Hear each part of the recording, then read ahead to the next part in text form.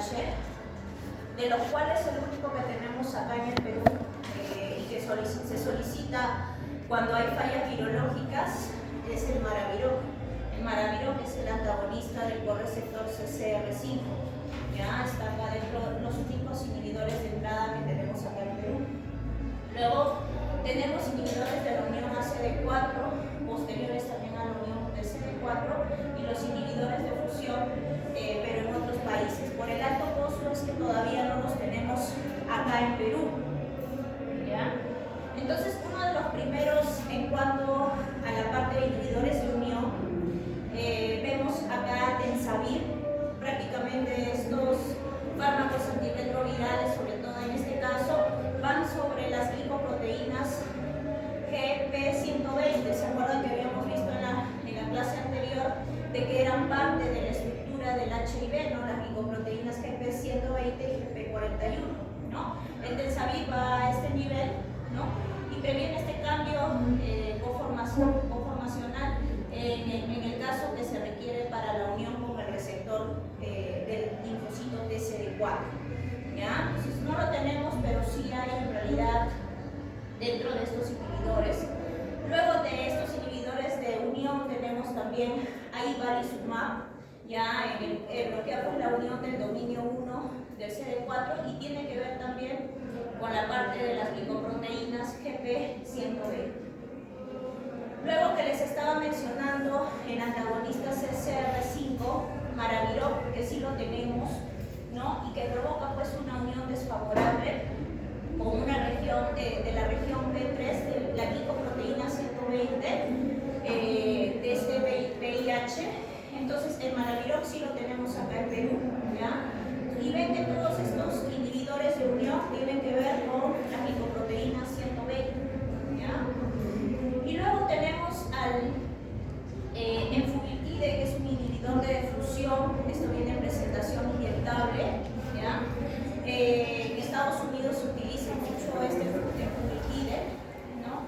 Y tiene que ver mucho con los efectos HR1, HR2, que se interfiere en la interacción de estos y por ende no se da esta fusión, ¿no? Tiene que ver con las glicoproteínas 41, en este caso la glicoproteína del VIH, la 41, ¿ya? Lo ideal es que llegue estos medicamentos pues acá a Perú, porque este Enfubitide viene en presentación inyectable y es de mayor adherencia, ¿no? Recordar de por sí que el tratamiento antirretroviral, al tomarse una diaria, ha hecho de que sea, a comparación de años anteriores, que eran 4 pastillas, 5 pastillas al día, ha hecho que la adherencia a hacer una sola pastilla sea mejor, de más fácil toma. Imagínense que se le coloque una ampolla cada trimestral o semestral, es de mayor facilidad, ¿verdad? Entonces, por el alto costo es que de repente el Enfubitide todavía no llega acá a Perú, ¿no? Entonces, estos son los únicos de todos estos inhibidores de unión. Tenemos pues solo a Maraviroc, ¿ya? Pero solo se utiliza pues cuando pedimos a Lima mediante fallas virológicas en el comité CETARRA Lima, que es el comité de expertos de tratamiento antirretroviral, es que ellos ya dan el Maraviroc, pero sí lo tenemos, ¿no? Entonces vamos a ir viendo los que tenemos, y dentro de ellos, dentro de la primera línea de la norma técnica del 2020 de HIV, en adultos, vemos que pues, los inhibidores de la transcriptasa reversa son los que más tenemos y son los que se iniciaron la pandemia, ¿no? En los años 90 a 2000, que son los primeros en que en realidad se dieron. Uno de ellos, el primero, Sidobudina, Estabudina y la Lamivudina, que fueron los primeros en realidad en cuanto al inicio de la pandemia del HIV, ¿no? Y tienen que ver mucho con, en la estructura HIV vimos pues que dentro de la estructura tenemos a la transcriptasa reversa e inversa. Entonces ellos van inhiben hacia ese nivel, ¿no? Y es uno de los núcleos pues en realidad del tratamiento. Han visto que son dos inhibidores análogos, ¿no? Que van ahí dentro de la terapia del coformulado que está como primera elección en la norma técnica del 2020.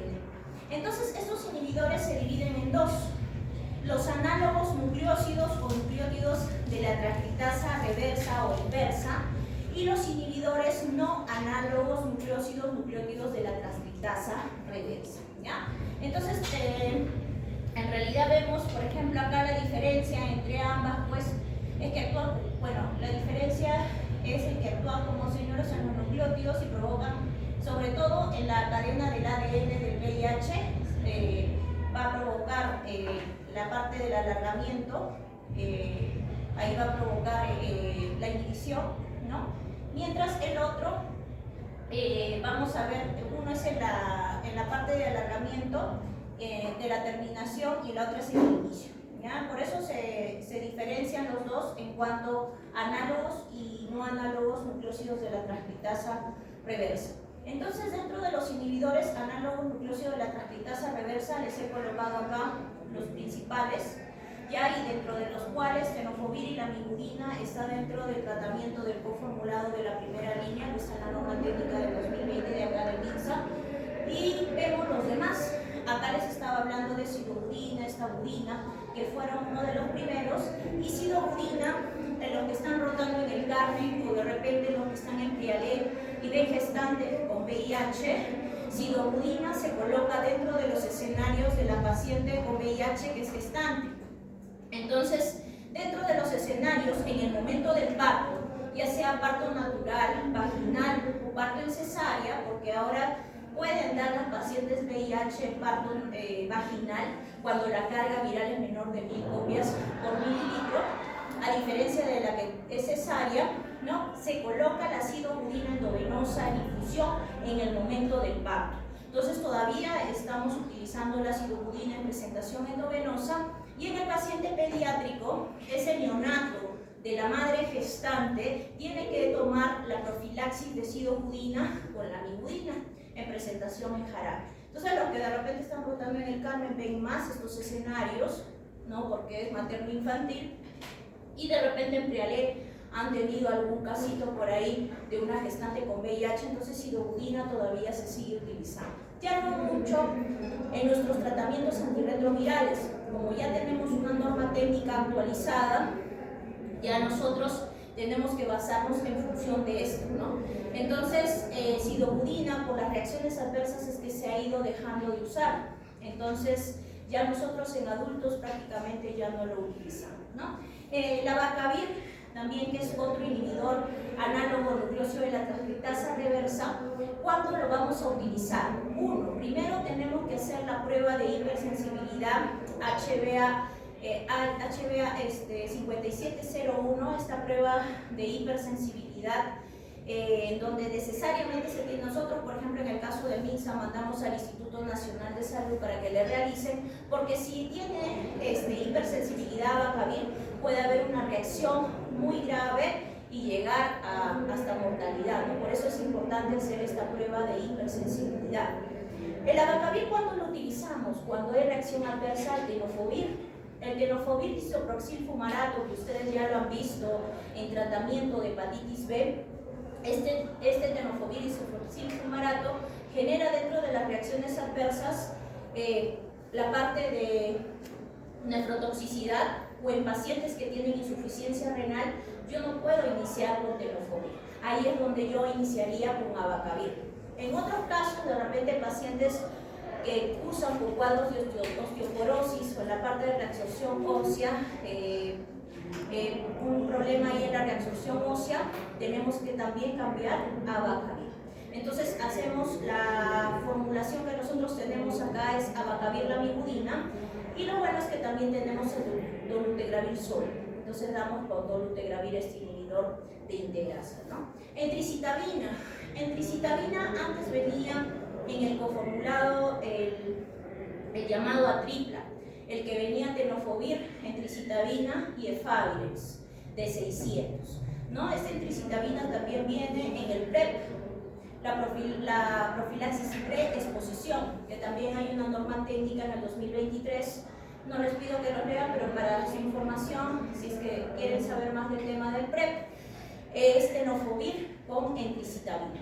Entonces ahí vemos a este tenofovir entricitabina, ¿no? De repente cuando tenemos pacientes, hemos tenido pacientes con de repente alguna reacción adversa a un inhibidor, antes cuando teníamos estas reacciones a los inhibidores análogos no nucleócidos de la transcriptasa reversa como el Favirex, nosotros damos el Truvada, que Truvada es tenofovir entricitabina más lopirritona, ¿no? Entonces usábamos ahí bastante a entricitabina, ¿no? Y en el PrEP que está dentro de los coformulados.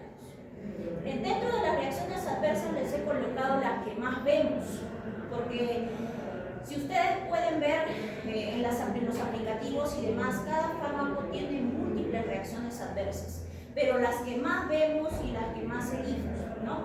Primero, la prueba de hipersensibilidad de abacavir se tiene que hacer, porque si no se hace esta prueba de detección del HLA-B 5701, puede generar en el paciente un porcentaje en mortalidad. Luego es el riesgo cardiovascular. Pacientes con cardiopatías, que ya vengan con enfermedades persistentes cardiológicas o sean diagnosticados en ese momento, abacavir no puede ser utilizado en estos pacientes. ¿Qué utilizaríamos? El tenofovir que está en el coformulado, ¿no? En estatina era un fármaco inhibidor análogo nucleócido antiguo.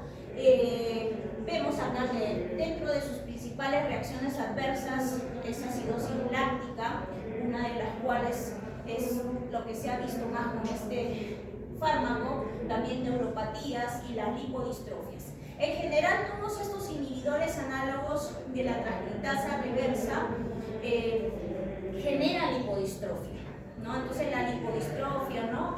La pérdida de masa muscular, ¿no? Entonces vemos que eso es también una reacción adversa y que amerita en los pacientes el cambio de tratamiento antirretroviral, porque ellos mismos les van a solicitar ese cambio, porque no, bastante la parte de apariencia, ¿no? Que se adelgace y demás. Luego tenemos el tenofovir que ya les había mencionado, la nefrotoxicidad y la desmineralización ósea, y la acidobudina.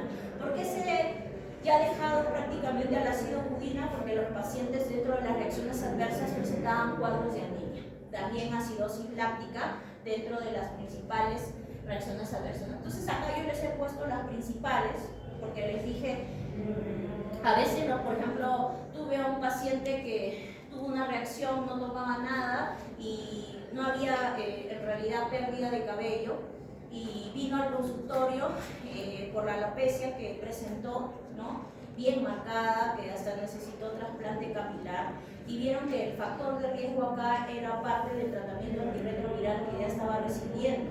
Dentro de ellos estaba tenofovir, la mibudina, dolutegravir, y viendo las reacciones adversas, la mibudina generaba la alopecia, ¿no? Entonces, así vienen, ¿no? A veces vienen por priapismo. La otra vez me vino un paciente con conjuntivitis y el dolutegravir, por ejemplo, daba esa reacción adversa.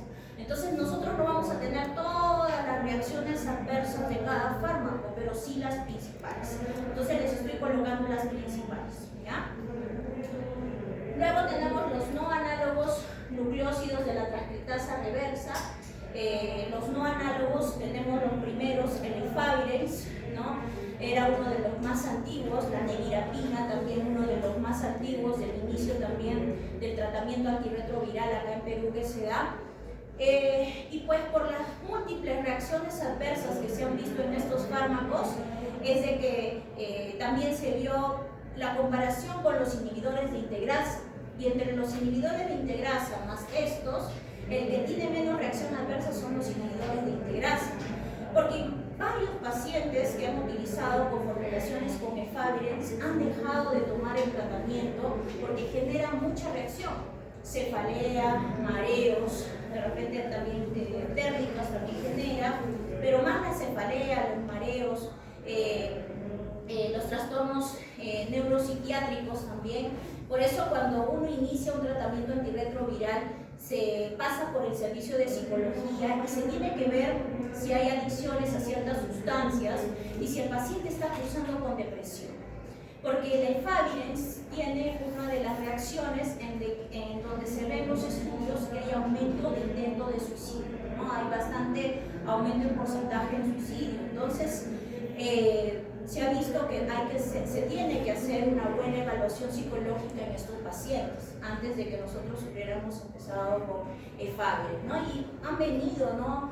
Me acuerdo a la consulta mencionando que han dejado de tomar y que nos están confesando en ese momento que un día sí lo toman, otro día no, un día sí, un día no.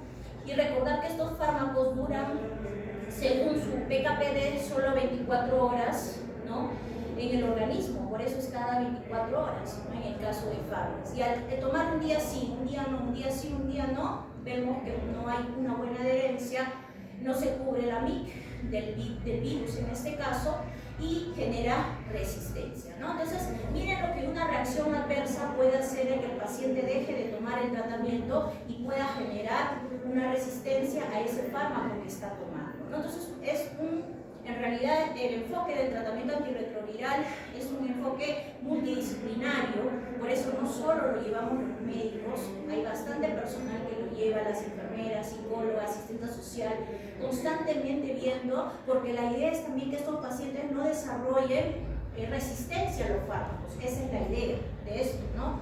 Porque si desarrolla, les expliqué la clase pasada, ese virus ya está mutado, se mete con una pareja y ya no le va a transmitir el virus sensible a todos los fármacos, ya transmite el virus con resistencia. Entonces la idea también es que nosotros podamos controlar estos virus y que no lleguen a resistencia, ¿ya? La rilpivirina, etravirina, la doravirina son los últimos inhibidores no análogos nucleósidos de la transcriptasa reversa, generan menos efectos adversos que Efavirenz y nevirapina. Estos los tenemos como rescate, en el caso de etravirina, la tenemos como rescate acá en Perú, en el caso de hacer formulaciones en resistencia a la parte del tratamiento antirretroviral. Y acá les he puesto la que más da, pues, Efavirenz, ¿no? Aparte del trastorno neuropsiquiátrico, también puede haber prolongación del intervalo QT, las dislipidemias, ¿no? Nosotros siempre colocamos dentro de nuestros perfiles pedir al paciente, ya porque está con tratamiento antirretroviral, el colesterol y los triglicéridos. Este colesterol y triglicéridos no solo sube porque uno ingiere más harinas, carbohidratos, en el caso de los triglicéridos, o en el caso del colesterol, las grasas y demás, sino que el propio tratamiento antirretroviral, y uno de los que más puede ocasionar dislipidemia, es Efavirenz, ¿no? Entonces ahí nosotros tenemos que tratar, ¿no? Entonces eso es lo que vemos en cuanto al tratamiento con Efavirenz y erupciones, ¿no? La rash que también puede haber, en realidad en todos, pero estoy poniendo que entre más exista puede haber un rash, ¿no? Una erupción dermatitis. Luego tenemos los inhibidores de integrasa, y gracias al esfuerzo que ha hecho, pues, el Ministerio de Salud de acá de Perú, que se ha movido bastante en cuanto a la adquisición del dolutegravir, porque nosotros ya teníamos también el raltegravir, pero el raltegravir no venía como coformulado. El raltegravir se da 2 veces al día, no se da una vez como en el caso de Dolutegra, que solo es una pastilla, si es que lo quieren tomar, se toma por separado en los esquemas que se dan. Pero el dolutegravir lo que se ha dado, o el MIXA lo que ha adquirido, ha sido el coformulado, ¿no? Con estos 2 inhibidores análogos de la transcriptasa reversa. Como les dije en la clase anterior, los inhibidores de integrasa bajan rápidamente la carga viral. Y esa es la idea, bajar rápidamente la carga viral para que el linfocito TCD4 comience a recuperarse y llegar, si está en estadiaje SIDA, ¿no? Ya hemos visto en la CDC, sobre todo menor de 200, el estadiaje 3, o en la OMS, el estadiaje 4, entonces vemos de que la idea es que nuestros linfocitos TCD4 aumenten y puedan controlar a las oportunistas, ¿no? Porque vamos a dar profilaxis, sí, en el caso de 3 oportunistas, pero nos quedan más oportunistas. Entonces, ante eso, nosotros tenemos que dar rápidamente también el tratamiento antirretroviral, y qué más que este inhibidor de integrasa que ya tenemos, que baja rápidamente la carga viral. El dolutegravir, el raltegravir, que lo tenemos actualmente, que anteriormente lo teníamos más por el comité de expertos de CETARGA, antes de que llegue dolutegravir acá a Perú, teníamos el raltegravir, pero solo para pacientes que habían hecho falla virológica, resistencia a ciertas familias y que no había más que darles. Entonces raltegravir fue una de las opciones que tenían hace años, pero ahora ya tenemos al dolutegravir. Luego tenemos vitegravir. El vitegravir, por ejemplo, hay pacientes que viajan a Europa, Estados Unidos, ¿no? Y en Europa usan bastante el vitegravir. La diferencia entre el vitegravir y el dolutegravir son las reacciones adversas, ¿no? Si uno genera un poco más de reacciones, el otro ya genera menos, ¿no? Porque son los últimos. Y el cabotegravir es una de las presentaciones inyectables. Entonces, al igual que el enformitide, el cabotegravir viene en presentaciones inyectables. Y también el cabotegravir lo están utilizando como PrEP en Estados Unidos, ¿no? Entonces ya no están tomando la tubada todos los días como PrEP, sino que ya se le coloca en forma inyectable. Pero el costo también es alto, ¿no? Es por eso que no los tenemos, pues, en realidad también, ¿no? Es por el costo más que no llega. Entonces, dentro de las reacciones adversas de todos los inhibidores de integrasa, ¿qué genera dolutegravir, por ejemplo? Y vemos en las consultas, doctora, tengo más apetito, mucho apetito, y eso ha hecho que aumente de peso, ¿no? Entonces, es una de las reacciones. La otra son los cuadros intestinales, cuadros diarreicos, náuseas, cefalea, pero en menos porcentaje que todos los otros fármacos que puedan generar, pues, en realidad todos estos cuadros. Insomnio, las reacciones alérgicas, miopatías, y en el caso del raltegravir puede ocasionar hasta el síndrome de Stevens, ¿no? Entonces podemos ver todo esto. Ha habido un casito de Steven Johnson, me he enterado ahora en el comité que hemos estado en el Carmen, ¿no? De un paciente pediátrico con metapizol, creo que lo han visto, ¿no? Entonces en el comité, bien interesante, eso ya se queda y ya, yo he visto solo 2 casos, a él me hubiera gustado verlo, pero lo he visto en fotos que nos han presentado, pero interesante, ¿no? Eso, acuérdense, porque al verlo ya se queda el Steven Johnson, no van a haber muchos, ¿ya? Entonces en el caso del raltegravir también me puede dar ese síndrome de Steven Johnson. Luego tenemos, en el caso de los inhibidores de proteasa, vemos acá los principales. Los que más vemos nosotros es lopinavir, ritonavir, ¿no? Es uno de los que tenemos ya tiempo, ¿no?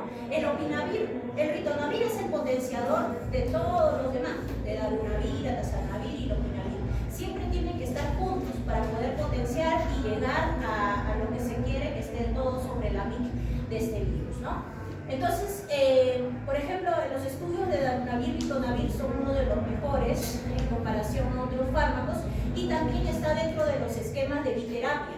Por ejemplo, ya cuando no nos queda mucho, ¿qué tratamiento damos o alterno? Darunavir, ritonavir más dolutegravir. Cuando ya no tenemos nada, cuando ya todo está resistente, y hay solo susceptibilidad a inhibidores de integrasa y a inhibidores de proteasa, como este caso, y podemos dar esta biterapia, ¿no?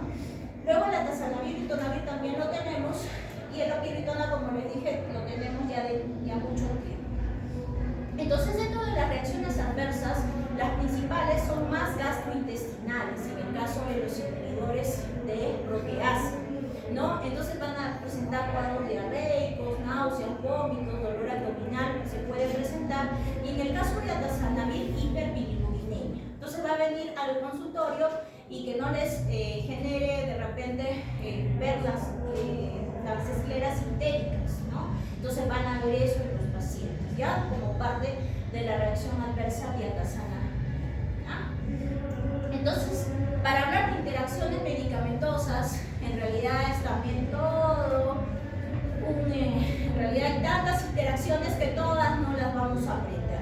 Pero tenemos en realidad les muestro acá la parte de Liverpool de interacciones medicamentosas de tratamiento antirretroviral con demás fármacos. ¿Qué fármacos pues genera bastante en realidad interacción medicamentosa? Ahora que somos primer puesto, como les dije a mi grupo, somos primer puesto en las Américas de tuberculosis, éramos segundo puesto, ahora ya le ganamos a Haití, entonces ya somos primer puesto en tuberculosis. toda la sociedad de infectología obviamente es una vergüenza nacional ser primer puesto en eso, no en otras cosas deberíamos ser primer puesto, pero en eso no. No, ahora ya saben, cualquier cosa debe, por eso a mi grupo siempre les digo, siempre tienen que descartar tuberculosis, porque es una de las principales, inclusive cuando vayan a emergencia, usen la N95, no usen la KN, no usen la simple, porque hay tuberculosis en emergencia, porque ingresan por emergencia y no se sabe si tiene tuberculosis todavía. Les recomiendo siempre que usen la N95 en emergencia y en nuestras áreas de infectología y demás. En realidad yo particularmente uso en todas las áreas, porque en realidad hay en todo, ¿ya? Entonces, dentro de las interacciones, las principales es con el tratamiento anti-TB, ¿no? Por rifampicina sobre todo. Por eso que en la norma técnica está que debemos darnos al coformulado de dolutegravir, lamivudina y tenofovir, una pastilla más de dolutegravir, porque hay una interacción de rifampicina con dolutegravir, baja el efecto de dolutegravir y nosotros tenemos que tener a dolutegravir óptimo, porque si lo tenemos subóptimo, vamos a generar resistencia a este antirretroviral y es un buen antirretroviral, ¿no? Entonces, ese es uno. Otro, no más que encontramos interacciones. Yo con un grupo vimos una interacción de repente con el coformulado que es la lamivudina, tenofovir, dolutegravir más peritoína y te sale interacción potencia, ¿no? Entonces, ¿qué anticonvulsivante yo preferiría? Ácido valproico. Entonces ustedes buscan de repente el coformulado más el ácido valproico en Liverpool y les va a salir sin interacción. Entonces, sobre todo con ciertos fármacos puede haber interacción. Ustedes tienen el Liverpool libre y pueden verificar si hubiera alguna interacción con el tratamiento que están tomando, ¿no? El paciente, ¿no? Entonces, esto ya les había dejado las pruebas confirmatorias, las otras pruebas, cuando se dan los diagnósticos, ¿no? Por ejemplo, hoy día ha venido un pacientito nuevo y viene con una prueba rápida de tercera generación reactiva y solo una. ¿Con eso ya ustedes inician el plan de trabajo de HIV? No, necesito otra prueba más. Por eso le dije, tienes que hacer, no le habían hecho la quimioluminiscencia y me faltaba ese examen para yo poder hacer el plan de trabajo del paciente VIH. ¿Ven? Por eso no tienen que tener dos pruebas, ¿ya? Y acá está también en la norma técnica, ¿no? Entonces acá está el coformulado, que ya está de más decirlo, la parte de atripla que teníamos acá, que era tenofovir, entricitabina, efavir de 600, y las había explicado creo la clase pasada o con el otro grupo, de que este es de 400 y este es de 600, y en los estudios que se ha hecho no hay diferencia estadísticamente significativa entre 400 y 600. Pero, ¿qué pasaba? ¿Por qué se hizo este estudio? Porque Faviren generaba en 600 mucha reacción adversa, y al bajar a 400 la reacción adversa baja, ¿no? Había menos reacción adversa. Esto es lo importante de los estudios, ¿no? Por eso hay múltiples estudios y están todos, la mayoría de los estudios en la norma técnica hasta el 2020, ahí van a ver también los estudios. Esto ya hablé de la abacavir, ¿no? Antes en la abacavir, cuando no existía dolutegravir dentro de nuestros sistemas, si las cargas virales eran mayores a 100.000, no se podía dar abacavir, porque abacavir no iba a hacer que esa carga viral mayor de 100.000 copias baje.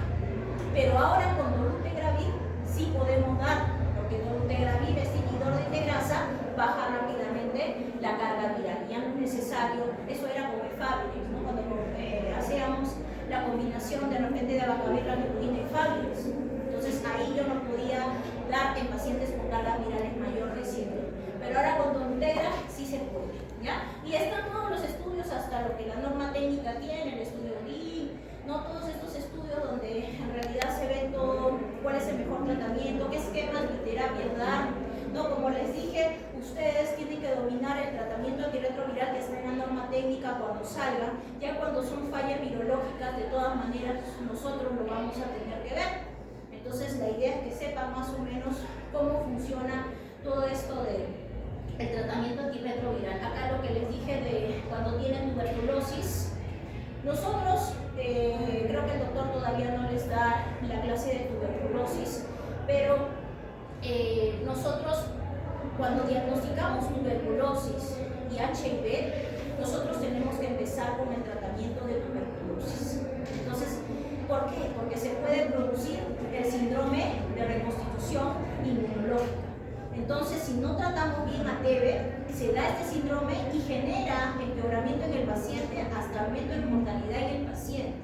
Entonces, nosotros damos alrededor de 2 a 3 semanas de tratamiento anti-TB y de ahí empezamos el tratamiento antirretroviral. Así hacemos en el caso de las coinfecciones.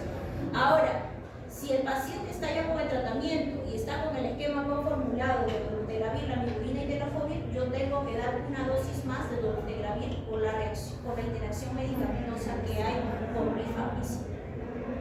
Esto les hablé de la terapia preventiva, la de la vez pasada. Nosotros ya estamos haciendo desde este año, MINSA ya nos está obligando a hacer terapia preventiva para tuberculosis. Ya somos ya que somos primer puesto, ya todos pues tienen que tener esta terapia preventiva de todas maneras. Entonces, ¿qué me va a cubrir? Las formas latentes. Esas formas donde el sistema inmunológico está de cierto modo ahí tratando de que esos micobacterios no se reproduzcan más de lo normal y genera la infección activa. Entonces va dirigida esta terapia preventiva para tuberculosis. Y rifampicina más isoniazida, que me parece una de las más fáciles, pero no sé, de repente a otros les parece mejor tomar la isoniazida por 6 meses todos los días, pero la primera pues es una vez por semana, solo que lo malo es de que son 9 pastillas de isoniazida y 6 pastillas de rifampicina. Entonces, pero solo una vez por semana por 12 dosis, por 3 meses. A mí me parece más fácil, pero otros refieren que, por ejemplo, la isoniazida diaria, todos los días 3 pastillas por 6 meses, le parece más fácil, ¿no? La idea es llegar a la adherencia, que el paciente tome, porque si el paciente no toma, genera resistencia a un núcleo importante en el tratamiento anti-TB. Y ustedes saben que isoniazida es parte del núcleo. Entonces, si genera resistencia, ya no nos queda, tenemos que serlo modificados, ¿no? También tenemos la isoniazida más rifampicina y la rifampicina sola por 4 veces, ¿no? Tenemos todos esos esquemas. En el caso de hepatitis B, también está de más decirlo, ustedes ya lo han visto en la clase de hepatitis B, tenofovir tiene que ir como un núcleo dentro y lo tenemos en el coformulado, tiene que ir ahí. Imaginando, es un paciente que tiene falla renal, imaginando, ¿no? Ya le damos a Vacavir, lamivudina y dolutegra, le aumentamos el entecavir, ¿no? Podemos hacer esa, pero en esos casos especiales. Pero en un caso donde el paciente esté bien renal, hueso, se le da el tenofovir dentro del coformulado de tratamiento VIH. En hepatitis C también tenemos que ver, por eso todos los pacientes se tienen que hacer serología de hepatitis B, VIH y sífilis. Es importante en estos pacientes. Si tiene hepatitis C, ya saben ustedes que hay que pedirle el anticuerpo contra el virus de la hepatitis C y la carga viral e iniciar con los antivirales de acción directa. Me imagino que también han llevado en la clase del doctor Vera esta parte de antivirales de acción directa. Hay ciertas interacciones medicamentosas con el tratamiento antirretroviral. Entonces eso también hay que verlo, ¿no? Pero se tiene que tratar ambas en realidad, hepatitis C y HIV. No demorarnos mucho, porque si nos demoramos, otro oportunista se mete y el paciente puede fallecer por otro oportunista y no de repente por el virus de hepatitis C, ¿no? En las profilaxis post-exposición, les hablé la semana pasada, no. En el caso de profilaxis post-exposición tenemos la ocupacional y la no ocupacional. Entonces, cuando hay un accidente ocupacional, que es lo que va a haber sí o sí, de todas maneras, de repente ustedes no, pero su compañero, su amigo, todo se accidenta, sacando un ABA a un paciente VIH o haciendo una punción lumbar o haciendo un procedimiento, se pincha con la aguja del ABA del paciente VIH, necesita de todas maneras tomar la profilaxis post-exposición ocupacional. De todas maneras, y solo tiene 72 horas, o sea 3 días para tomar esa profilaxis. Se le tiene que hacer la serología de inicio al paciente al que se accidentó, al personal de salud que se accidentó. No, se tiene que hacer la serología, ¿por qué? Porque tenemos que saber en ese momento si tiene VIH o no. Porque si no se hace la serología, no doy o empiezo a dar la terapia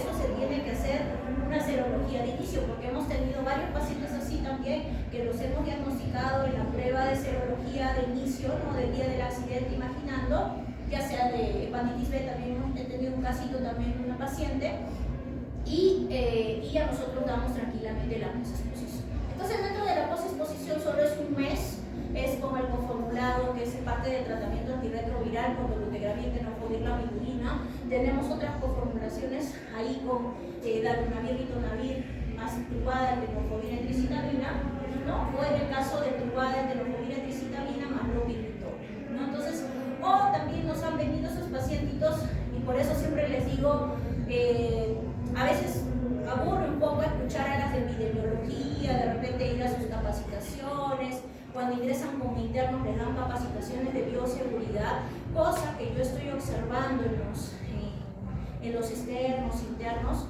que no toman bien sus medidas de bioseguridad, ¿no?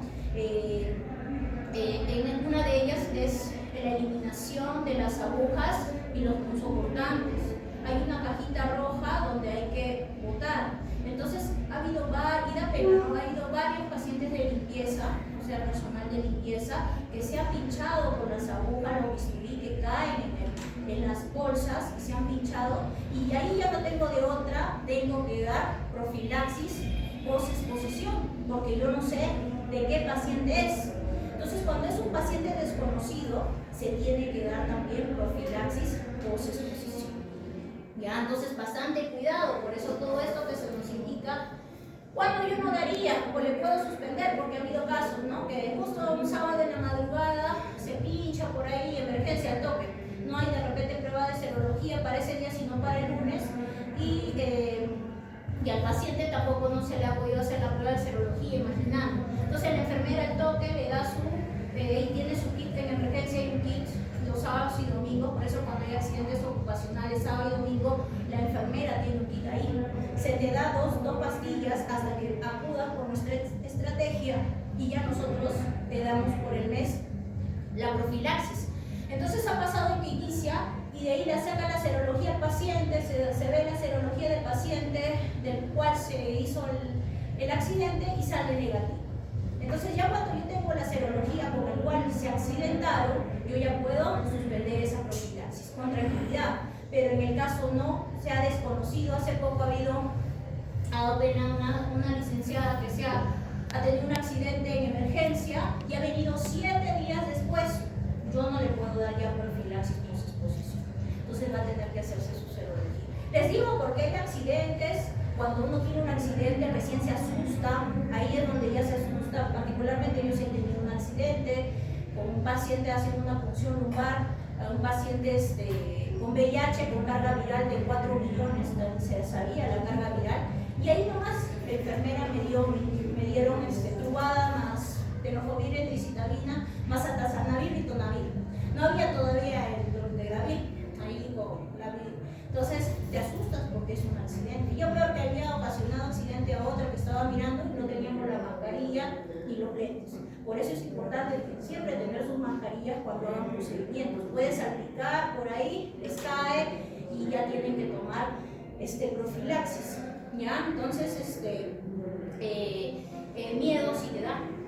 Pero en experiencia, yo me acuerdo cuando ingresé a la residencia, dijeron, ¿cuántos han tenido accidentes ocupacionales? Y todos los residentes de infectología levantaron la mano. Entonces, todos hemos tenido accidentes, todos han tomado su terapia post-exposición y no se han contagiado del HIV. Esa es la idea, ¿ya? Entonces, sí va a haber. Así que, así no sean ustedes su compañero, que a ustedes ya saben qué decir, ¿ya? Porque así hemos tenido pacientes que a veces han llegado a consultorio particular, me acuerdo de salud, llegó uno hace un año y asustado, el interno, el residente no le había dicho nada, no sabía ni el flujograma de un accidente ocupacional, ¿no? Entonces eso para que se les quede. Y la parte de no ocupacional también hay. Cuando es no ocupacional, de repente un paciente se va con una trabajadora sexual y se le rompe el preservativo, o se va con alguien desconocido, no se acuerda, ya. Entonces ellos vienen dentro de las 72 horas y y se le puede dar también la profilaxis post-exposición no ocupacional, que es la misma al final en los casos, ¿no? Entonces esto también les dije que lean la OMS, los estadiajes, es importante que lean todos estos. Puedo preguntar un casito con alguno de estos, con CD4 y demás, y colocar dentro de las preguntas, ¿no? El diagnóstico, ya les dije, 2 pruebas. Tenemos que medir una carga viral, un CD4 de inicio, tenemos que tener eso de todas maneras de inicio, y en 3 meses de tratamiento antirretroviral hacer un nuevo dosaje para ver que el virus ya de repente si estaba en 4 millones, ahora está en 100 copias por mililitro, hasta de repente el término no detectable, que es menor de 40 copias por mililitro. Y todo, bueno, que se tiene que pedir el perfil renal, el perfil hepático, tenemos que tener uno de inicio, porque imaginando que tiene una falla renal, algo, y yo le doy tenofovir, voy a generar más reacción en ese rinocito. Entonces tiene que ver todo eso. Las pruebas de TB están de más, ya por lo que les he dicho están de más. Pidan ahora cualquier placa que vean fea, venga, pidan, de repente por ahí les sale, ¿ya? Sí, porque está ahorita TB está feo, ¿ya? Acá en Perú. Entonces prevención, ya está de más decirlo, el uso de preservativo, la parte del PrEP, que ya lo vamos a tener, ya están dando acá en Huancayo, ya están dando en Chica y en Justicia Paz, me parece, ya están dando PrEP, los que quieran ir, ya pueden ir, ¿no? a ser pues, paciente PrEP, ¿no? Ya el uso de preservativo, ya les dije, el uso correcto de preservativo, porque hay estudios en los cuales no llegamos a más del 70% del uso correcto de preservativo.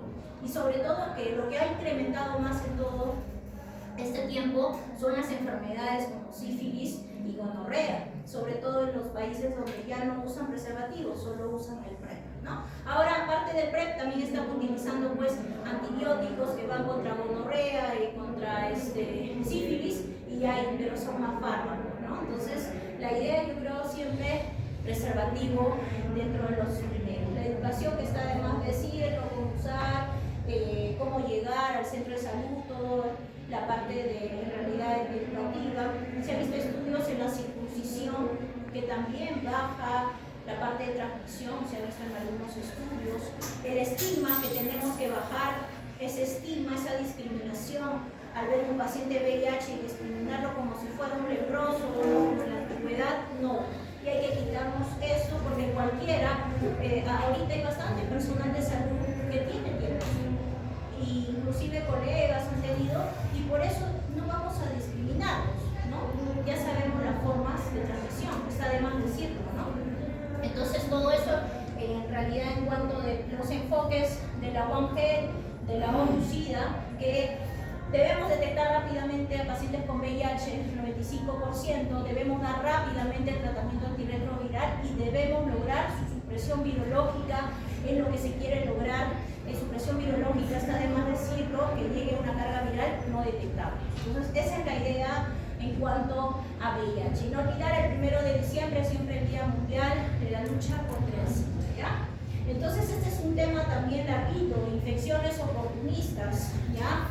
A veces me queda corto, les invito a que lean la norma técnica y también abajo están estas oportunistas. Y bueno, como su mismo nombre lo dice, aparecen cuando el CD4 está por debajo de 200. Entonces ya van a empezar a aparecer. ¿Y cuándo las teníamos más? O cuando el paciente fallecía, ya uno decía SIDA o VIH-SIDA y ya era muerte, ¿no? Era como un cáncer terminal y ya fallecer, ¿no? Era en los años 90, ¿verdad? Entonces, con el tratamiento antirretroviral, ya esa situación ha cambiado.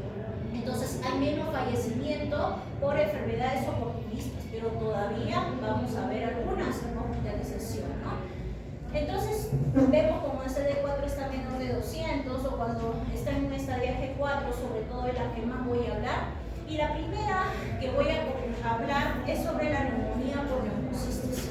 Entonces esta neumonía por neumocistis, cuando viene un paciente por emergencia y de repente ustedes ven que está recontra consumido, un síndrome de consumo, que ha tenido cuadros de diarrea crónicos, que de repente ven un pedoral en cavidad oral o preguntan si hay odinofagia, disfagia y les dice que sí, entonces yo ya estoy pensando que este paciente tiene una candidiasis esofágica, un síndrome de consumo que está en la OMS, está en el estadio G4, en la parte clínica, y el paciente viene con un cuadro de dificultad respiratoria. Viene desaturando, viene con una frecuencia respiratoria de repente 30, viene con tos, ¿no? Entonces viene con todo este síndrome de dificultad respiratoria y de repente por ahí encuentran algunos estertores y ustedes van a generar su principal diagnóstico. Van a decir, y que tengo un diagnóstico de VIH reciente, que justo le saquen en la prueba y sale positivo y reactivo, entonces ustedes ya dicen que este paciente podría estar en un estallaje SIDA. Ya clínicamente van dando ese enfoque. Entonces, sin necesidad del CD4. Hay algunos pacientes que ya vienen con el diagnóstico y con el CD4, inclusive nosotros lo vemos en el sistema, o ustedes le pueden preguntar al paciente, les dice el paciente de repente sí tengo VIH, y desde cuándo tiene tratamiento, desde tanto, ¿qué tratamiento está utilizando? ¿Cuánto tiene su último CD4? ¿Cuánto tiene su última carga viral? Entonces ahí ustedes más o menos ya van dando un enfoque al paciente si está en un estadio agresivo. Entonces con este cuadro respiratorio, su principal diagnóstico presuntivo, y esto también se domina en emergencia, es neumocistosis, ¿no? La neumocistosis, que es por Pneumocystis jirovecii, antes llamado Pneumocystis carini. Antes se conocía que era un protozoario, ahora es un hongo, ¿no? Entonces, este hongo, el Pneumocystis jirovecii, pues nosotros tenemos que pensarlo en primer lugar, no una neumonía bacteriana, sino neumocystis. Ese va a ser su principal diagnóstico, eso no lo olviden, ¿ya? Y en emergencia, van a tener, cuando ustedes vayan por optar por emergencia, que un paciente PBB se por un estallaje SIDA y tiene dificultad, ellos ponen neumocistosis y ya colocan el tratamiento para neumocystis. No nos están esperando al infectólogo que vayamos a ver si realmente es neumocystis. No, ellos ya, por eso la idea es que ustedes dominen y den ese enfoque en el paciente. Sobre todo cuando el paciente tiene CD4 menor de 200. Y se ha visto en los pacientes que no se dan la profilaxis para neumocystis. ¿En qué consiste la profilaxis? En sulfametoxazol trimetopil, una diaria, ¿no? Cuando el CD4 está menor de 200. Entonces, ahí se ha visto que hay riesgo de neumocistosis en más del 80%, y los que todavía no se le dé el tratamiento antirretroviral, no se ha llegado a la supresión biológica. Entonces, en los estudios, esto ya va desde años, habían obviamente en años anteriores, en el inicio de 2000, más casos de neumocistosis, y han ido bajando con respecto al dar un buen tratamiento, a dar rápidamente el tratamiento antirretroviral y llegar a la supresión virológica. La sintomatología clínica puede ser una tos no productiva, disnea progresiva. El examen físico pulmonar puede ser normal, ustedes no pueden ocultar estertores en algunos casos, ¿ya? O en algunos sí van a haber algunos estertores, ¿no? La idea es rápidamente valorar el cuadro clínico, porque la progresión de la enfermedad es rápido, ¿ya? El paciente se deteriora rápidamente, así como el SARS-CoV-2, muy parecido, se deterioran rápidamente y necesitan ventilador mecánico en un momento. Entonces es crítico en realidad los cuadros de neumocistosis. En la radiografía de tórax puede ser el patrón. La gran mayoría en realidad dentro de sus patrones son infiltrados intersticiales de vidrio delustrado o escurilado, ¿no? El halo de mariposa que se ve típico de neumocistosis, en realidad yo muy poco he visto, el porcentaje es bajo, no es tan alto, y también hay hasta un 20% de que los pacientes tengan una placa de tórax normal. Entonces, por eso es la clínica sobre todo, más que el paciente esté en un probable estallaje SIDA, ¿no? Entonces yo voy a catalogar la neumocistosis, ¿no? Ahora la tomografía, en el SARS-CoV-2 también la tomografía nos ha servido bastante. Igual nosotros podemos ver mejor las anomalías intersticiales, ese patrón de vidrio delustrado, intersticial, el atomo. Los pacientes pueden desarrollar neumatoceles, lesiones quísticas, y esto generar un neumotórax espontáneo. Entonces los pacientes tienden a desarrollar neumotórax espontáneo. Hemos tenido así varios pacientes donde hay que colocarle el tubo, ¿no?, de drenaje, y particularmente en todos los pacientes que he visto no han ido bien, ¿no? Pero esa es la indicación en un neumotórax, pues, que se da en el paciente, ¿no? Ya está de más decirlo, ya desde la pandemia del COVID todos tienen pulsoxímetro, entonces ya todos saturan a su paciente, ¿no? Y dentro de los exámenes de laboratorio que podemos solicitar y los cuales están alterados, uno es la deshidrogenasa láctica. La deshidrogenasa láctica, cuando está mayor de 500, ya nos está dando un punto ya de que puede hacer neumocistosis, un punto más, o en el caso de grado de severidad, ¿no? Pero el que nos va a dar el grado de severidad al final es el AGA, que vamos a verlo ahorita. Y el otro es el 1,3 beta de glucano, que puede ser mayor de 80, que también lo podemos ver, pero no es tan específico, porque también puede estar aumentado en Aspergillus, en otros hongos. Recordar que el neumocitis es un hongo. Dentro de las pruebas diagnósticas en las cuales no llegamos, ¿no? Uno es el esputo inducido, el otro de repente es una fibrobroncoscopía por lavado bronquialveolar. No es tan rutinario, generalmente el VAL sí se hace porque ¿cuál es su diagnóstico diferencial de neumocistis? Y que estamos primer puesto, tuberculosis, porque tuberculosis tenemos que sacarlo sí o sí en un paciente VIH, y sobre todo que somos el primer puesto ya de TB, entonces va a ser su diagnóstico diferencial, de todas maneras. Entonces, hacer un esputo inducido es nebulizar al paciente y generar ahí un buen esputo y una buena muestra. Entonces, si tenemos un montón de tuberculosis y yo le genero el balón nebulizo y acá está el otro paciente que no tiene TB, le puede contagiar. Por eso es que nosotros no hacemos en áreas comunes esputo inducido, ¿ya? Pero la fibrobronco sí. Ahora que ya Neumo sabe que somos el primer puesto, está más todavía con ganas de hacer más fibrobroncoscopía, porque es uno de los que nos ayudan bastante en el VAL. Las biopsias transbronquiales también. Y entonces todas estas muestras pues se van a hacer tinciones especiales. Como es un honguito, tenemos la plata metamina, la yensa, la azul de toluidina, esos van a ver estos honguitos a neumocistis. Y las otras son técnicas de inmunofluorescencia que también se da, una técnica donde vemos, y la otra son las reacciones de cadena de polimerasa, las reacciones de las pruebas moleculares para neumocistis. Con eso también llegaríamos al diagnóstico definitivo. Pero la gran mayoría no llegamos. Entonces, ¿en qué nos basamos? En nuestra epidemiología, en nuestro pasado, ¿no? En la pandemia, cómo fallecía, y post-morte, ¿qué encontraban en el pulmón? Neumocistis, ¿no? Entonces, de ahí nos valemos. ¿Cuál es el tratamiento? Acá se va a diferenciar. Ahí es donde ustedes tienen que colocar neumocistosis leve a moderada o neumocistosis de moderada a severa. Ahí es donde tenemos que pedir sí o sí un AGA y electrolitos. Entonces el AGA, vamos a ver la presión arterial de oxígeno y la gradiente alveolar arterial. Si la presión arterial de oxígeno está mayor de 70 y la gradiente alveolar arterial está menor de 35, va a ser una leve a moderada. Si vemos que está disminuida la presión arterial de oxígeno menos de 70 y la gradiente alveolar arterial mayor de 35, es de moderada a severa. Entonces ahí es donde ustedes diferencian y el tratamiento va a diferenciarse. Ahorita lo vamos a ver.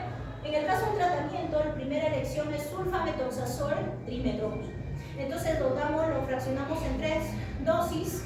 Viene de sulfa 800 y trimetoprim de 160, se da 2 tabletas cada 8 y el tratamiento es por 21 días.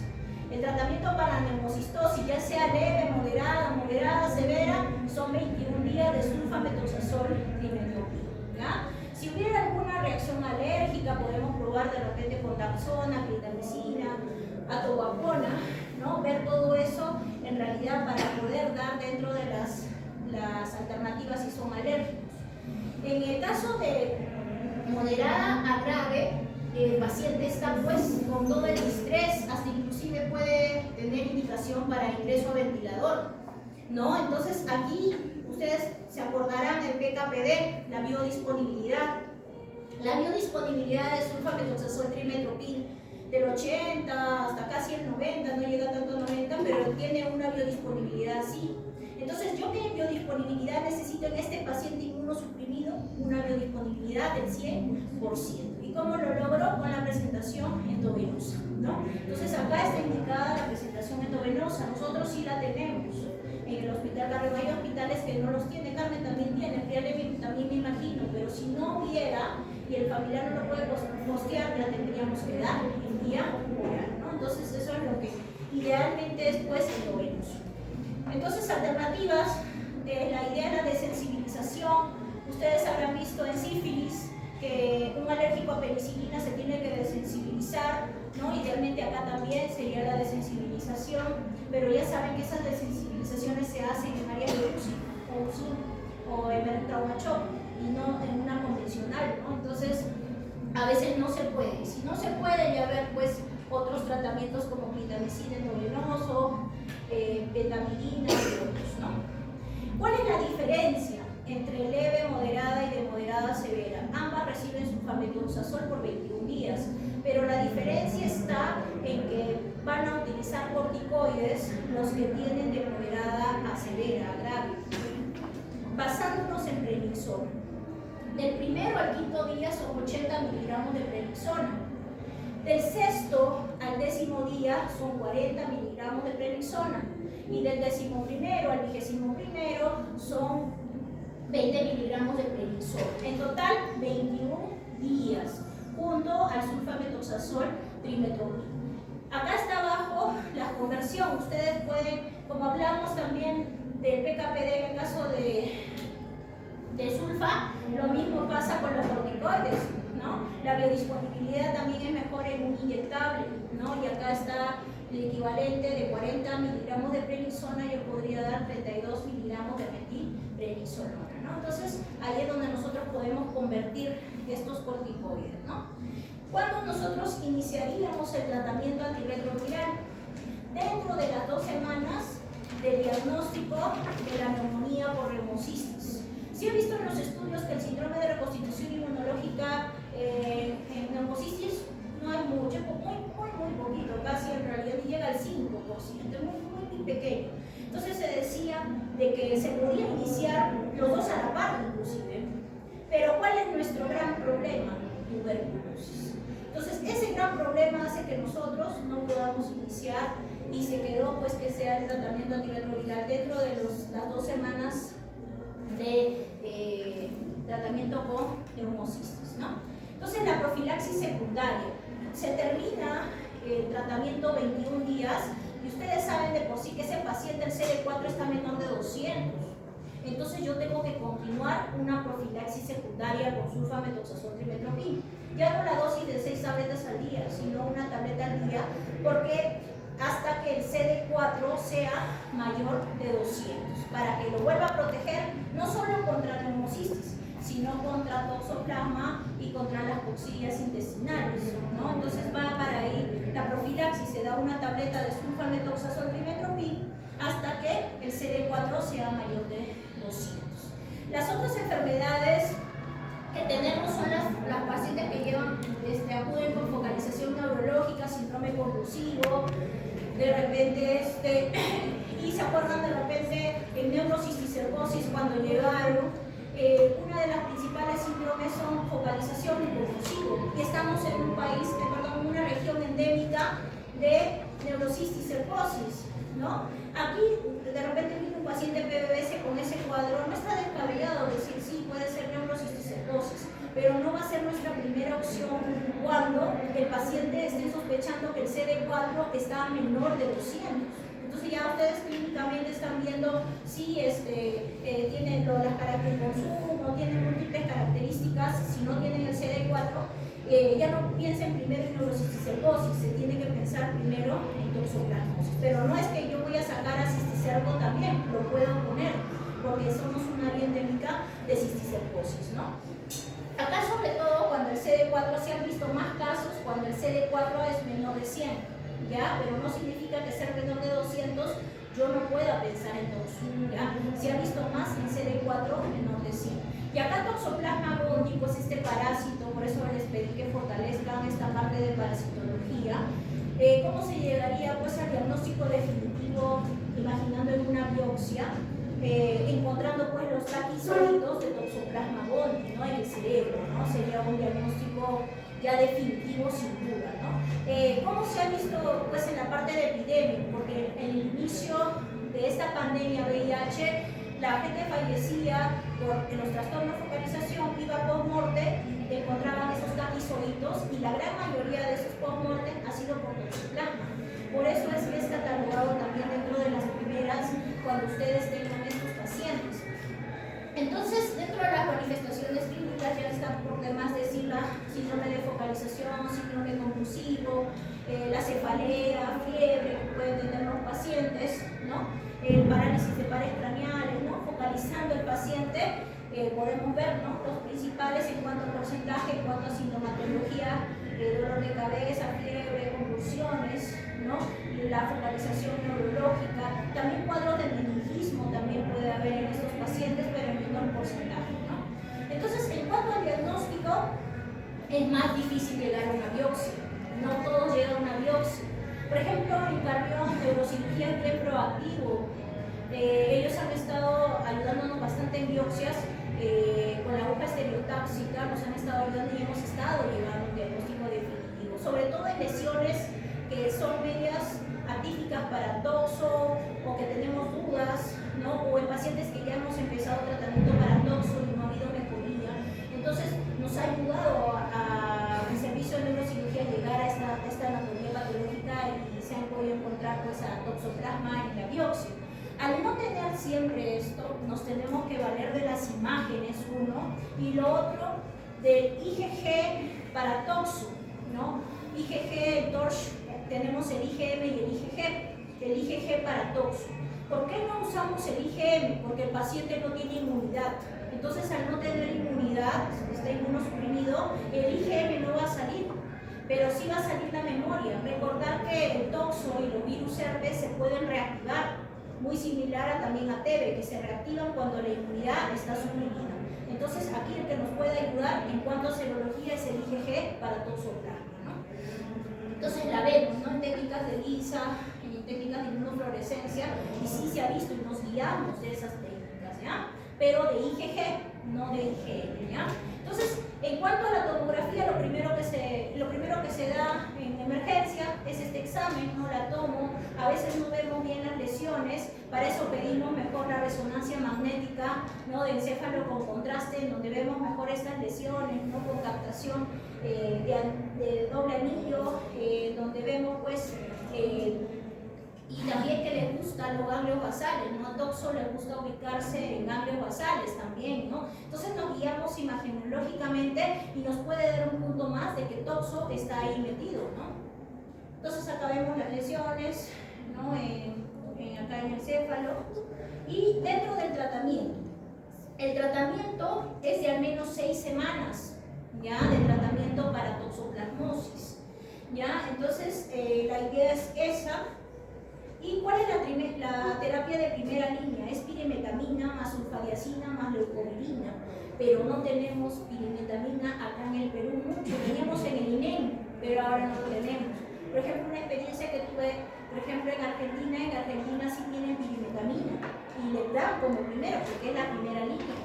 Y ahí se ve, pues, ¿no? En realidad no hay mucha diferencia con el sulfa, porque acá tenemos experiencia con sulfa, pero ellos sí tienen, nosotros no tenemos. Teníamos en INE, pero es dentro la primera elección.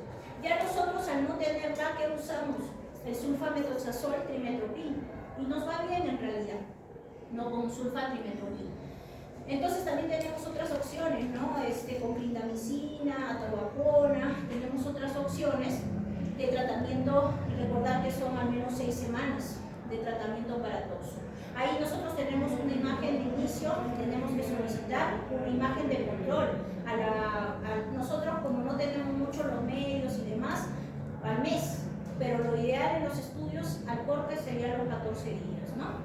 Entonces, cuando nosotros debemos ver la parte de tratamiento antirretroviral, porque si hay síndrome de reconstitución inmunológica de 2 a 3 semanas. Entonces, si hay síndrome de reconstitución inmunológica, sí existe cuando nosotros iniciamos rápidamente y no estamos tratando bien a toxo. Entonces debemos dar dentro de las 2 a 3 semanas posteriores al diagnóstico de esta encefalitis por toxoplasma, ¿ya? Entonces vemos, pues nosotros el corte es 14 días, lo ideal en los estudios se ha visto que nosotros debemos tener una imagen a los 14 días de tratamiento para toxo y ver que esas lesiones hayan bajado de tamaño, porque el principal diagnóstico diferencial de toxoplasmosis cerebral es linfoma cerebral primario. Este linfoma cerebral primario es un diagnóstico diferencial y a veces hemos tenido casos en que no se ha logrado la disminución de la lesión o ya que ya no se vea la lesión y ha habido un aumento. Entonces ahí es donde ya nosotros se tiene que hacer ese paciente de todas maneras la biopsia, porque puede ser linfoma cerebral primario. ¿Con qué virus herpes está relacionado? Con el Epstein-Barr, ¿ya? Entonces, eso es lo que vemos, ¿ya? Entonces, ahí el corte de los 14 días. Y el uso de corticoides. El corticoide es el gran enmascarador. En cuadros de MEC bacteriana ustedes habrán visto que está el uso de corticoides, pero como somos primer puesto en TB y nuestro diagnóstico diferencial puede ser TB, el corticoide puede enmascarar. Y hemos tenido casos, por ejemplo, de MEC bacterianas y que se le da corticoide altos, ¿no? Y de ahí se ha ido a casa sin corticoides y regresa peor y era una meningitis tuberculosa, ¿no? Es el gran enmascarador. Lo mismo pasa con toxo.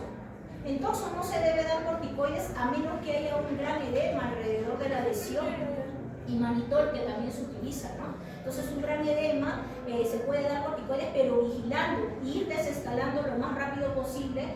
¿Por qué? Porque si hemos tenido un paciente, me acuerdo, que estaba, le inician paratoxo con sulfa, se le da corticoides por el edema, y el paciente había mejorado la focalización neurológica, que estaba focalizando brazo, estaba muy bien ya para irse a casa, y le quitan el corticoide y 2 días estaba sin corticoides, y el paciente comienza a focalizar ya medio cuerpo. Se le hace la resonancia, porque le tocaba todavía la resonancia en 2 semanas más, se le hace y esa lesión que estaba un tamaño estaba peor.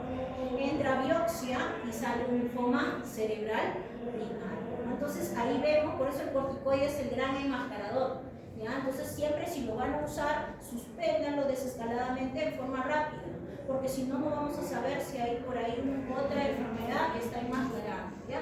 El uso de anticonvulsivantes, como le dije, vienen con síndrome convulsivo, ya hay una lesión ya en el sistema nervioso central, entonces el paciente va a convulsionar. Siempre hay que ver también la interacción medicamentosa, porque en algún momento este paciente va a recibir tratamiento antirretroviral. Luego tenemos esta enfermedad, la Mycobacterium avium. La Mycobacterium avium pues, se da sobre todo cuando el CD4 es menor de 50. Estos son los Mycobacterium no tuberculosos, ¿ya? Entonces, ¿qué pasa con el paciente? Sobre todo cuando el CD4 es menor de 50, se ha visto en los estudios, que tienen los pacientes fatiga, fiebre, pérdida de peso, una diarrea en realidad profusa, el paciente se consume rápidamente, dolor abdominal, ¿no? Entonces ya nosotros tenemos que estar sospechando ahí de una probable infección por este Mycobacterium no tuberculoso, Mycobacterium avium complex. Entonces vemos acá que pueden estar anormales la fosfatasa alcalina, puede haber cuadros de anemia, la deshidrogenasa láctica puede estar aumentada, en el caso de la tomografía pueden haber ganglios mesentéricos, linfáticos, hepatoespleno, ¿no? El engrosado en la tomografía también la parte del intestino, ¿no? Entonces, ¿cuál es el diagnóstico definitivo? ¿Cómo se llega al diagnóstico? Aislándolo, ¿no? En cultivos.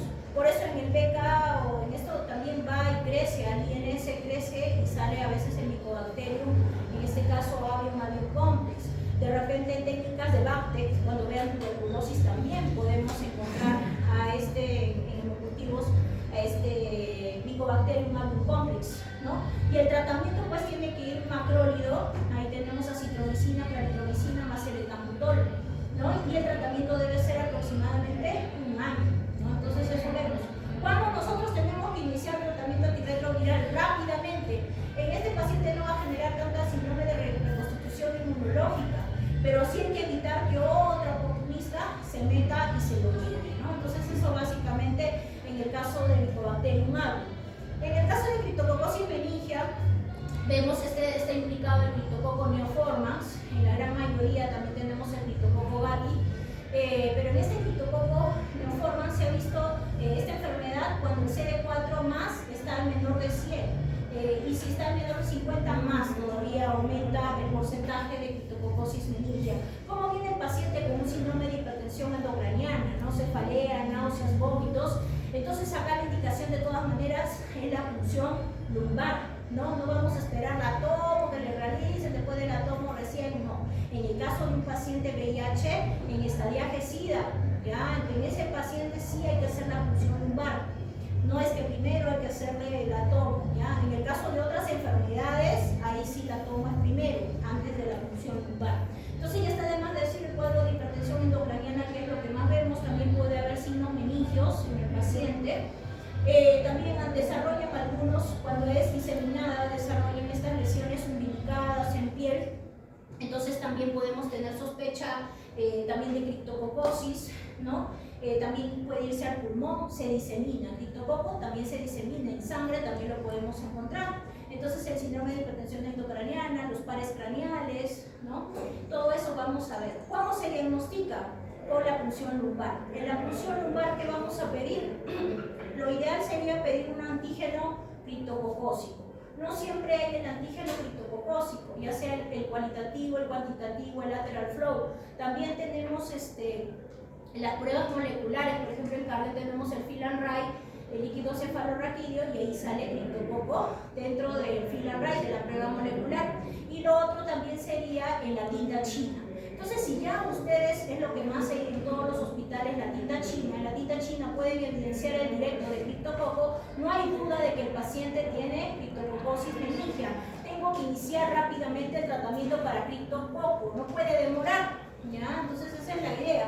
¿Cómo va a ser el líquido cefalorraquídeo? Pleocitosis puede haber o no puede haber porque el paciente está inmunosuprimido. A veces completamente inmunosuprimido no hay ni pleocitosis, pero sí va a haber hiperproteinorraquia y va a haber consumo de glucosa. Entonces ya con eso ya vemos también el líquido cefalorraquídeo. Las presiones de apertura son súper altas. Habré visto presión hasta casi 100, me acuerdo. Entonces, ¿cuál es el tratamiento ahí? Uno, dar el tratamiento con anfotericina B más fluconazol, y el otro son las punciones lumbares evacuatorias como parte de tratamiento. O en el otro caso sería la colocación de las derivaciones, en este caso derivación ventriculares, que hay las externas o la mejor que la ventricular, ¿no? ¿Cuál es el tratamiento? Se divide en 3 fases: la terapia de inducción, de consolidación y de mantenimiento. La de inducción, esto es lo ideal, ¿no? Tener anfotericina B, liposomal, flucitocina, son lo ideal, pero no lo tenemos. Al no tenerlo, el esquema que sí tenemos pues es ¿no? El de anfotericina B, desoxicolato más fluconazol. Este sí es el esquema que utilizamos nosotros aquí, ¿no? En parte de los alternativos y nos ha ido bien. Recordar que estos dos, el fluconazol a dosis alta, porque es un fungistático, pero a dosis altas es un fungicida, y el anfo B es un fungicida. Se necesita fungicidas para poder acabar con este criptococo, porque tiene alto porcentaje de mortalidad. Acá otros esquemas. A veces no hemos tenido anfotericina y el paciente no podía comprar, entonces dábamos dosis altas solo de fluconazol, porque dosis altas solo de fluconazol ya nos está indicando de que puede hacer un efecto fungicida. Ahora, ¿cómo yo lo sigo? A las 2 semanas de tratamiento en la punción lumbar, en la tinta china, también ustedes tienen que pedir el cultivo para hongos, de todas maneras. A las 2 semanas de tratamiento se va a tener que hacer una nueva punción lumbar, y no se van a guiar de la tinta china, se van a guiar del cultivo, porque la tinta china todavía te puede arrojar criptococos muertos. En cambio, el cultivo es el que va a ver la viabilidad. Entonces, el cultivo de líquido cefalorraquídeo es el que vamos a utilizar para poder ver si va bien el tratamiento y poder pasar a la fase de consolidación, en donde ya solo se va a utilizar el fluconazol a 800 miligramos una vez por día, ¿no? Entonces ven, mira las superdosis altas de fluconazol, ¿no? Y van a llevar un tratamiento bien prolongado. Cuando nosotros iniciamos tratamiento antirretroviral, de 4 a 6 semanas después de iniciar el tratamiento de meningitis criptococócica. También puede haber síndrome de reconstitución inmunológica. Y luego tenemos el terapia de mantenimiento, que al menos va a ser 1 año. Fluconazol de 200 miligramos todos los días por 1 año. Entonces ven, mire cuánta dosis de fluconazol puede tomar un paciente y cómo lo resiste. Entonces en una onicomicosis no tengan miedo de estar dando pues el fluconazol. Miren, grandes son lo que se ve en criptococosis meningia, ¿no?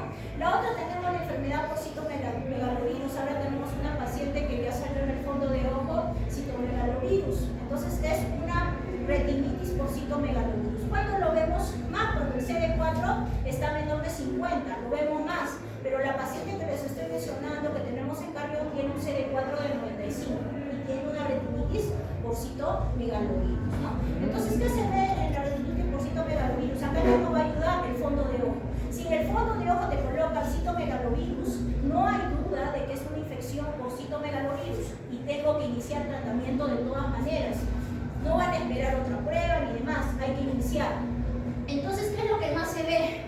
Exudados blancos, exudados amarillos, cuadros de microhemorragia, hemorragia, ¿no? Necrosis, ¿no? Sí, ¿no? El sol, como un sol naciente, algo así, lo catalogan dentro del fondo de ojo. En realidad, ver estas lesiones, el oftalmólogo tiene que tener en realidad bastante práctica. No todos ven todas las lesiones o dan en el, ¿no? Me acuerdo que cuando estaba en Carmen había colocaba retinitis y a descartar torch.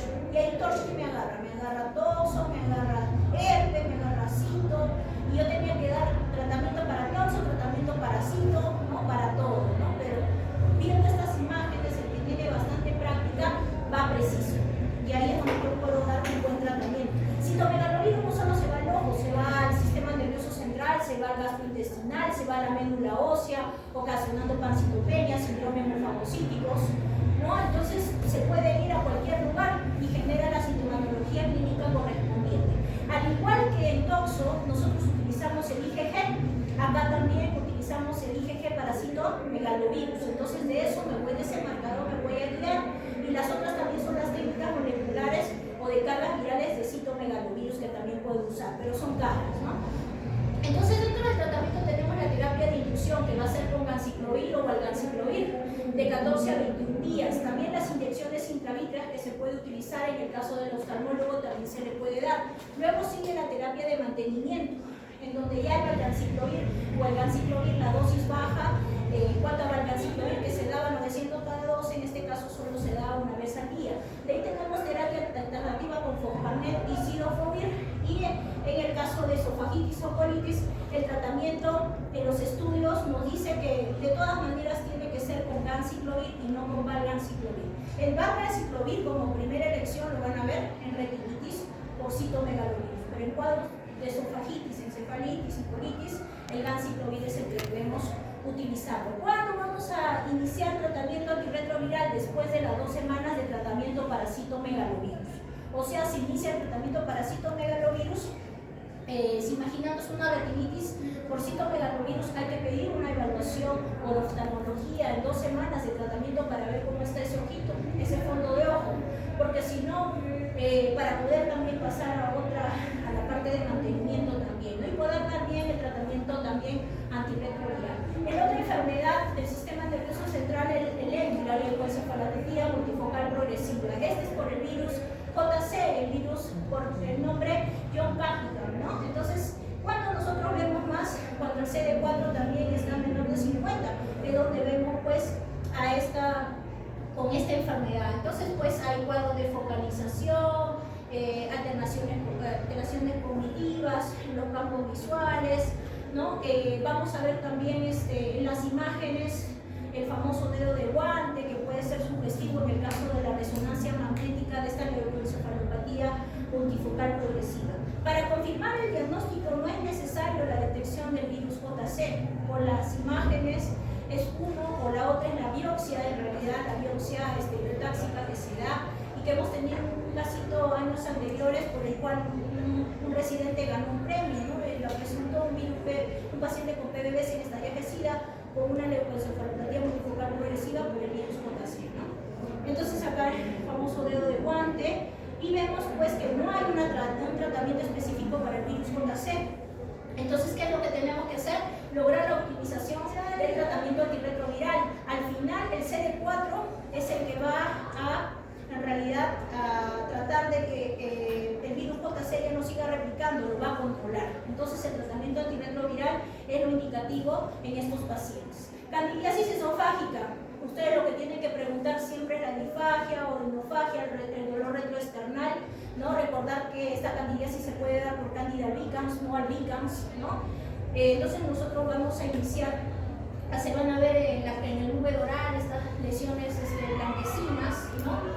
Y vemos acá de que el diagnóstico también se podría dar por la endoscopía digestiva alta, pero no es que nosotros de todas maneras la vamos a tener que solicitar, solo la solicitaríamos en el caso de que el tratamiento antibiótico, en este caso con fluconazol, no esté haciendo efecto al 3er o 4º día y siga el paciente con dolor retroesternal, yo tengo que pedir la endoscopía para ver si vaya a ser una esofagitis por citomegalovirus, una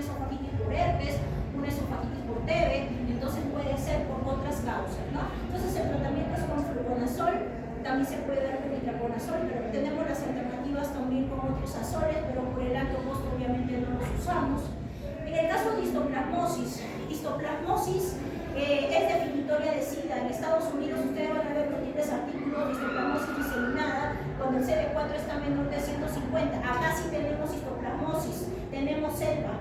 Y este hongo dimórfico puede crecer en selva. Entonces, si viene natural y procedente de selva, hay que pensar en histoplasmosis de acuerdo a la sintomatología clínica. Sobre todo se ve en pacientes con CD4 menor de 150 y puede el paciente tener cuadros de hepatoespleno, puede tener fiebre, pérdida de peso, ¿no? También puede irse a médula ósea, ¿no? Es muy parecido a citomegalovirus. Se mete a médula, cuadros de hepato, puede ir a hacer generar colitis, generar esofagitis, ¿no? Pero tiene que tener el antecedente de que es procedente o ha viajado a un lugar de selva, inclusive pasado, porque está también como forma latente que se puede reactivar igual que tuberculosis, ¿no? Entonces vemos también histoplasmosis pulmonar se puede dar. ¿Y cómo lo detectamos? Con el antígeno urinario para histoplasma. El antígeno urinario para histoplasma nos permitiría detectar y ya decir es histoplasmosis, en este caso diseminada. La otra es el cultivo para hongos, encontrar histoplasma en cultivos. El otro, serologías, ¿no? Que también podremos utilizar, pero lo que más, el antígeno urinario para histoplasma, ¿no? Es lo que más utilizamos en cuanto por la alta sensibilidad que tiene. Inclusive Brasil, que es uno de los países que más tiene histoplasmosis acá en Sudamérica, utiliza bastante el antígeno urinario de histoplasma y está dentro de todos los hospitales que lo gozan, porque es un país endémico de histoplasma. ¿Cuál es la terapia? Anfotericina B, es lo ideal, pero tenemos la desoxicolato, siempre vigilando las reacciones adversas. Y en la parte de mantenimiento, este azol, que es el microconazol, que en los primeros 3 días se da 3 veces al día y luego 2 veces por un año, ¿no? Entonces, un año va a recibir tratamiento. Coxidia, les invito a que lean parasitología. Tenemos a Cistoisospora baby, ¿ya? En el caso de Cistoisospora baby, el tratamiento sí cubre acá sulfametoxazol trimetoprim, es la coxidia que sí me cubre con sulfametoxazol trimetoprim. Ciprofloxacino también se puede dar. En el caso de Cryptosporidium, esta zoonosis Cryptosporidium parvum, vemos el tratamiento no es con sulfametoxazol trimetoprim. Aquí, al igual que en el virus JC, que va a controlar es el CD4, por eso tengo que iniciar el tratamiento antirretroviral. De segunda línea, si tengo nitazoxanida se puede dar, pero en primera elección acá al final es que el CD4 comience a reproducirse y controle pues a este Cryptosporidium parvum. En Ciclospora cayetanensis, esa otra coxidia, vemos acá que el tratamiento también, al igual que en Cistoisospora baby y Ciclospora cayetanensis, el tratamiento es con sulfametoxazol trimetoprim de segunda elección con ciprofloxacino. También tenemos los microsporidium. Acá los microsporidium también lo vemos cuando el CD4 es menor de 200 y acá el tratamiento es con albendazol. Pero la idea es también dar tratamiento antirretroviral y de esa manera pues poder agarrar acá a controlar pues a estos microsporidium. El último creo ya es sarcoma de Kaposi. Entonces, al inicio del tratamiento, al inicio de la pandemia HIV, había un montón de pacientes que hacían cuadros de sarcoma de Kaposi cutáneo y cutáneo visceral y también fallecían con esos diagnósticos. Entonces, lo vemos desde los primeros inicios y ya con la terapia antirretroviral, eso ha ido cambiando, ha ido bajando.